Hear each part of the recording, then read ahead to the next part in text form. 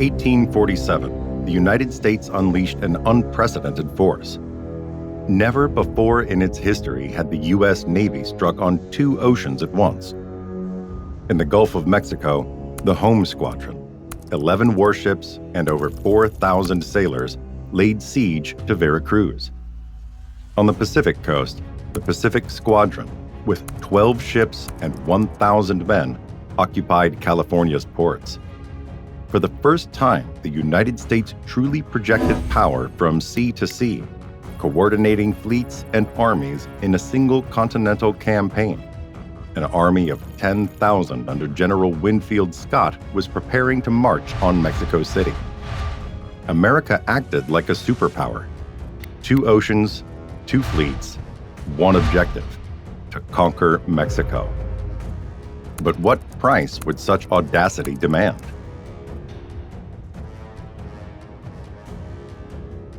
On 9 March 1847, off Mexico's east coast, General Winfield Scott executed an unprecedented plan: the amphibious landing at Veracruz. Before the fortified city, guarded by the framed forces of San Juan de Ulula, more than 10,000 American soldiers and sailors of the Home Squadron formed a perfect ring of 65 surf boats. In a few hours, the circle closed on Colado Beach. No losses, not a shot fired. It was the first coordinated amphibious operation in American history, carried out with precision. The fleet maintained a tight blockade offshore throughout. Veracruz, a port city of more than 15,000 inhabitants, was girded with thick bastions and a chain of coastal forts that made it the gateway to Mexico. Some 3,500 Mexican soldiers under General Juan Esteban Morales defended it, supported by the fortress artillery of San Juan de Ulula, armed with more than 100 guns. Scott knew a direct assault would cost thousands of lives, so he opted for a scientific siege. Siege batteries were laid out on concentric lines, trenches parallel to the city, advanced each day by a few hundred yards. Within days, the crossfire of land and naval guns opened breaches in the walls and swept away Mexican positions. Inside, conditions became desperate. Water and provisions ran short, and thousands of civilians crowded into churches. After 20 days of bombardment, on 29 March 1847, the Mexican commander Jose Juan Landero, who had replaced Morales, accepted the surrender of the city and of San Juan de Ulula. With Veracruz fallen, the United States had a secure harbor for reinforcements and supplies, and a perfect base from which to advance along the legendary Ruta de Cortés, the very road taken 3 centuries earlier by the Spanish conquistador. The door to Mexico stood open.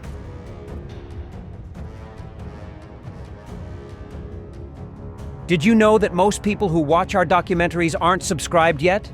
If you enjoy animated maps and history, join our community. Leave a like and subscribe so you never miss the next episodes. After Veracruz fell, the American column marched inland along the historic Ruta de Cortés. About 110 kilometers from the coast, it met ridges, ravines, and hairpins marking the entrance to the Sierra Madre Oriental. Along the Carretera Nacional, General Antonio Lopez de Santa Anna had prepared a formidable trap. With roughly 12 to 15,000 men, heavy artillery, and batteries on commanding ground, he barred the only pass to the plateau. General Winfield Scott, with about 8,500 men, understood that a frontal attack would be suicidal. He resolved to exploit the most underrated resource in the Army: the engineer officers. Among them was a young lieutenant, Robert E. Lee. He discovered a secondary path through the hills, threading thick vegetation and allowing an outflanking movement from the west. On the morning of 18 April, while the main forces engaged Santa Anna's defenses frontally, the light troops of Twigs and Shields moved silently along the new trace and fell on the enemy's left. Mexican batteries were overrun, the lines broken, and more than 3,000 men, with 43 guns, fell prisoner. Santa Anna escaped into the interior, but lost control of the entire region. In the confusion of the retreat, Illinois volunteers captured his carriage, with strong boxes of money and even the general's wooden leg abandoned in the headlong fight. That unusual war trophy ended up displayed in the United States, where it is still kept as one of the conflict's most curious relics. With a victory at Cerro Gordo, the Sierra Madre Oriental was now breached. The road to Puebla and the Central Plateau lay open, and the American army entered Mexico's heartland with soaring morale and the conviction that nothing could stop it.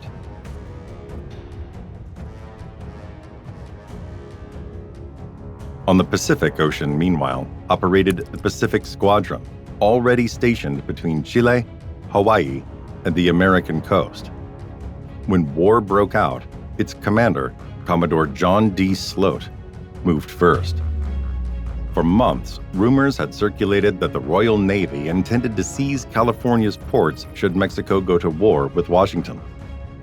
On 7 July 1846, fearing a British move, he entered Monterey with his fleet and took the town without bloodshed. A few days later, his ships raised the American flag at San Francisco and Los Angeles as well, securing United States control of the Northern Pacific. At San Pedro and San Diego, detachments occupied the wharves and customs houses. In Northern California, a group of American settlers had already launched the Bear Flag Revolt, proclaiming a short-lived independent republic. The arrival of Marines from the Pacific Squadron turned it into an organized occupation. The Pacific coast was now in American hands.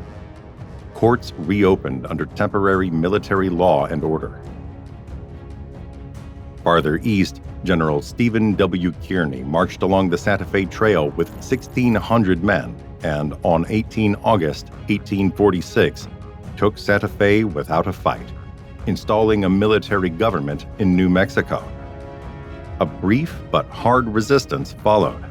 The clashes at San Pascual, Rio San Gabriel, and La Mesa culminated in the Agreement of Cajunga on 13 January 1847, which pacified California.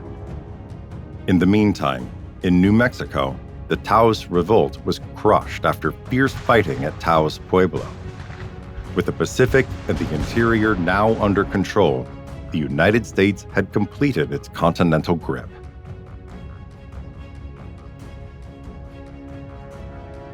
After the victory at Cerro Gordo, the American army passed through Puebla and, in August 1847, reached the approaches to the Valley of Mexico.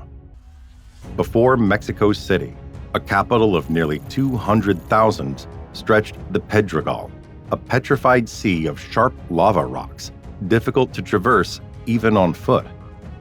The city was protected by a ring of forts, trenches, and fortified convents, linked by raised roads, the ancient Aztec causeways that converged toward the urban center.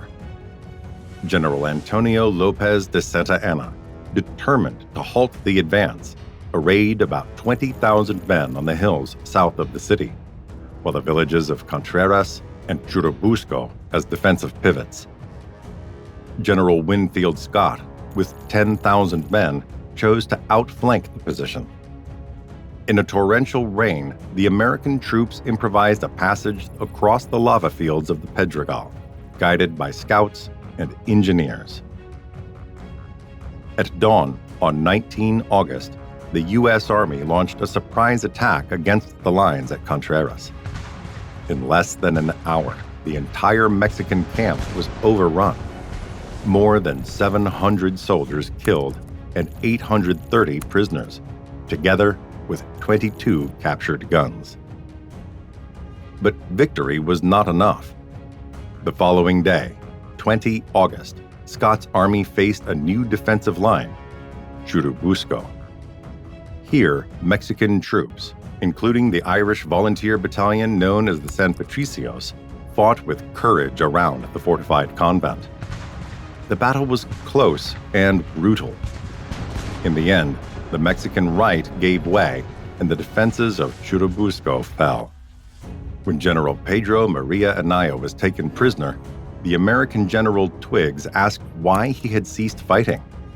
Anaya answered simply, "If I had ammunition, you would not be here." It was a phrase bound for legend, a symbol of the pride with which Mexico met defeat.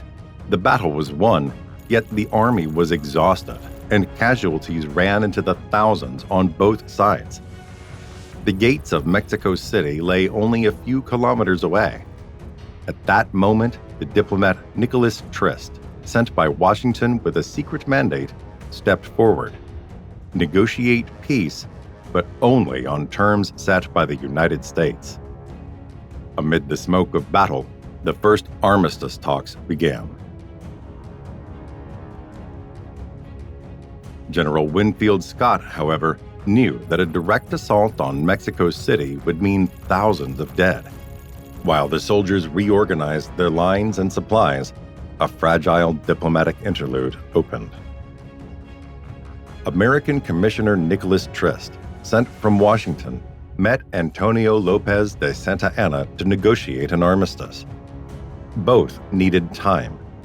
Trist to secure a political settlement before a bloodbath, Santa Anna to rebuild the army and seek reinforcements. The United States demanded recognition of the Rio Grande as the border and the cession of California and New Mexico, terms unacceptable to Mexico. Within days, the armistice emptied of meaning. Santa Anna reformed battalions and guns. The Americans pushed forward supplies and siege batteries to the suburbs and nearby streets. Mutual violations and covert reconnaissance convinced Scott to resume hostilities. On 8 September 1847, about 3,400 Americans attacked the position of Molino del Rey, a large complex of stone buildings, mistakenly thought to be a Mexican cannon foundry. The assault became a slaughter. 4,000 defenders fought with desperate bravery. When the firing stopped, 116 Americans lay dead and 665 wounded, while Mexican losses reached about 269 dead, 500 wounded, and 685 prisoners, an enormous cost for an objective of scant strategic value. As Mexican lines fell back, an artillery shot struck the Casamata. The ammunition depot exploded with a deafening roar, final proof that the Battle of Molino del Rey was truly over. Yet the fight revealed the true approaches to the capital, the gates of Belén and San Cosme at the foot of Chapultepec Hill, the last defense of Mexico City.